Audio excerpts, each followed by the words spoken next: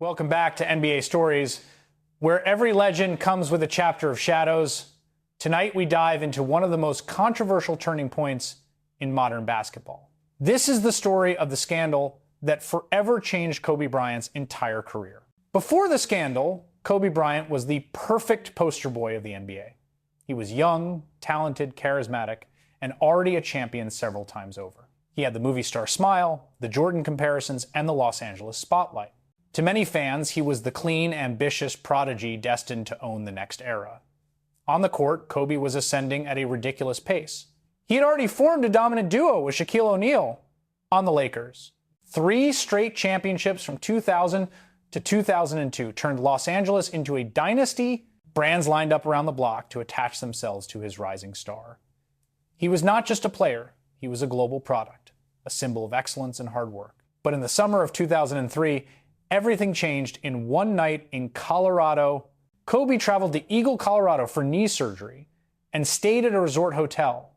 There, he encountered a young hotel employee who later accused him of sexual assault. Shortly after, the story exploded into headlines across the entire world. The NBA's golden boy was suddenly being shown in handcuffs on television. The smiling superstar of commercials was now facing a serious criminal charge. In an instant, Kobe's carefully constructed image shattered into pieces. Sponsors panicked. Fans were shocked. The media smelled a story that was bigger than basketball. The details of the allegation were graphic, disturbing, and endlessly analyzed. Every news channel replayed the same footage, the same sound bites, the same speculation. Every talk show turned Kobe's case into national conversation and late-night debate. People asked if the idol they had worshipped was actually a villain in disguise. Kobe admitted that he had committed adultery, but denied that it was sexual assault. He insisted that he believed the encounter was consensual. The accuser told a very different story. The legal system, the press, and the public were left in a storm of doubt. The case dragged on for months, overlapping with the Lakers' 2003-2004 season. Kobe Bryant's life became a split screen between courtroom and basketball court. He would fly to Colorado for hearings, then rush back to play games. There were days he arrived at tip-off barely in time, after hours of legal proceedings. Imagine the emotional weight of that schedule, beyond the physical exhaustion. In the morning, lawyers dissect your private life and question your character. In the evening, 20,000 people scream your name, expecting you to drop 40. Every mistake on the court feels amplified by everything happening off the court. The scandal also magnified tensions inside the Lakers' locker room. The relationship between Kobe and Shaq was already complicated and fragile. Public comments, past disagreements, and ego clashes boiled beneath their success. Now there was a new layer of stress, attention, and distraction surrounding the team. The 2003-2004 Lakers were stacked with Hall of Fame names. Gary Payton, Karl Malone, Shaq, and Kobe made them look unbeatable on paper. But chemistry is not written on rosters. Chemistry is built in trust, focus, and shared purpose. The off-court chaos around Kobe made that extremely hard to maintain. They still reached the NBA Finals, but fell to the Detroit Pistons. Detroit played like a unified fist, while the Lakers felt like separate fingers. When the team lost, critics pointed not only to X's and Ahs, they pointed to everything around Kobe, on and off the court. Legally, the criminal case took a dramatic turn. The accuser ultimately chose not to testify at the trial. As a result, the criminal charges were dropped before a verdict was reached. Later, Kobe and the accuser settled a civil lawsuit privately. No criminal conviction ever appeared on his record. But the court of public opinion never has a single clear verdict. Some people believe Kobe completely and saw him as a victim of fame. Others believed the accuser and felt the system failed her. Many remained in a gray area of doubt, torn between idol and allegation. One important moment came when Kobe issued a public statement. He apologized to the accuser and acknowledged something crucial. He said that after hearing her perspective, he understood she did not view the encounter as consensual. It was a rare admission about perception, consent, and power differences. That statement did not satisfy everyone, but it marked a turning point. From a brand perspective, the fallout was immediate and brutal. Several major sponsors distanced themselves from Kobe. Commercials were pulled. marketing campaigns were halted. He went from being safe to being too risky for corporations. In arenas around the league, Kobe heard boos louder than ever before. Road crowds jeered him about the case. Signs and chants followed him everywhere.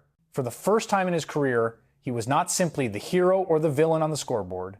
He was the center of a moral and cultural debate. This is where the story becomes more complicated and more human. The scandal damaged Kobe's public image, his endorsements, and his emotional stability. But it also forged a darker, more ruthless version of his competitive identity.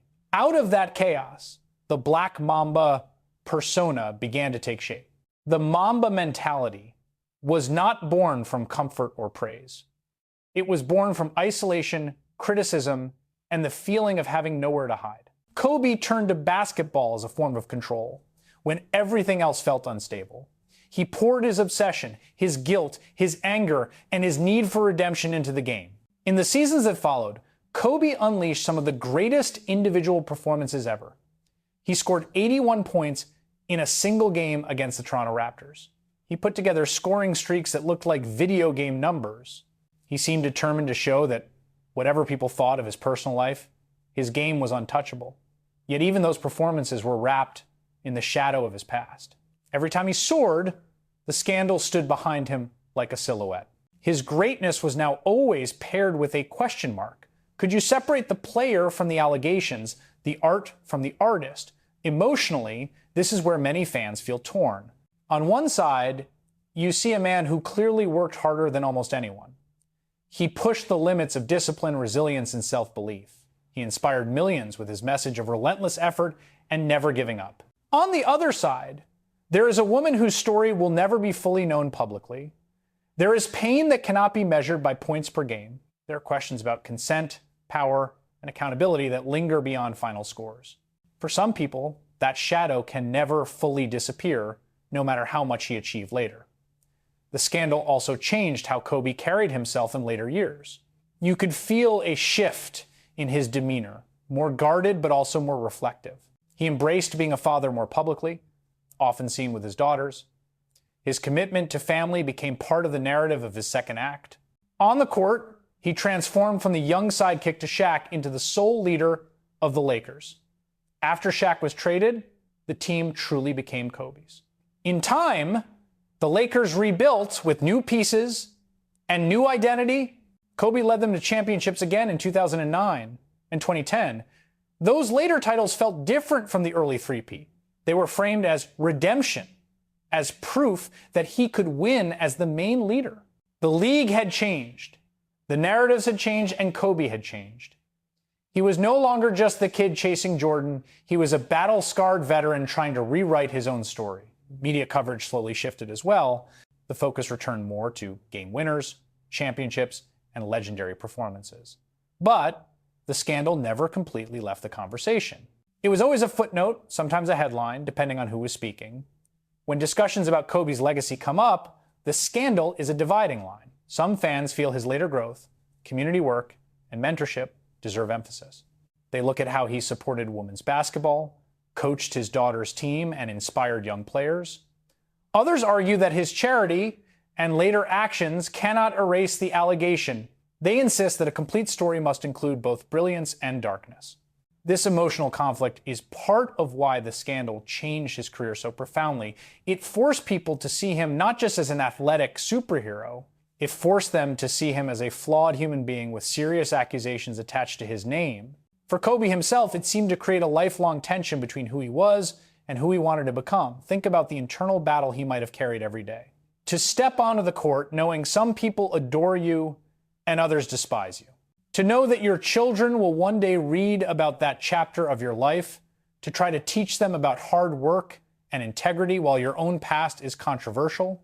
That psychological weight is heavier than any championship trophy. And yet, it is that same weight that likely fueled his relentless drive to be better. As years passed, and as fans watched his entire journey unfold, the narrative grew more layered. He retired with 5 championships, an MVP, 2 finals MVPs, and countless iconic moments. He walked away from the game with a storybook 60-point final performance. Many fans chose to remember him as a symbol of excellence, and perseverance. Then, after his tragic death in a helicopter crash in 2020, the conversation intensified again. The world mourned, not just the player, but the father, the mentor, the global icon. At the same time, some voices reminded everyone that his legacy was not simple. They insisted that remembering Kobe honestly meant remembering the scandal as well. In the end, the scandal that changed Kobe Bryant's career did more than damage a reputation. It forced the public to confront the contradictions inside their heroes. It showed how a single chapter can permanently reshape the way we read an entire book. Kobe's life in basketball became a story of greatness under a permanent cloud. For some, he is a redemption story, a man who learned, grew, and gave back. For others, he represents how fame can overshadow serious allegations. For many, he is both at the same time, and that complexity is uncomfortable. But that complexity is also real, and it is part of why his story still fascinates us. When we talk about Kobe Bryant today, we talk about more than his footwork and fadeaways. We talk about the price of being a legend, and the responsibility that comes with power. We talk about how a scandal can break a public image, but also drive a person toward transformation. We talk about how pain, criticism, and doubt shaped the Mamba mentality as much as ambition did. So, was Kobe Bryant's career defined by that scandal, or by what he did afterward? Maybe the honest answer is that his career was defined by both. The scandal did not end his career, but it changed its direction and its meaning. It turned his journey from a simple success story into a complicated human drama. And that is why, when we look back, we do not see just a highlight reel. We see a man who soared, fell, and fought to rise again in front of the entire world. We see greatness that will always live beside controversy, never fully separated. We see a story that asks us to decide what forgiveness, accountability, and legacy really mean. Thank you for watching this episode of NBA Stories. If you enjoyed this deep dive into Kobe Bryant's most pivotal chapter, let us know. Please like the video, share it with other basketball fans, and leave your thoughts in the comments. And don't forget to subscribe to the channel so you never miss another NBA story. See you in the next video.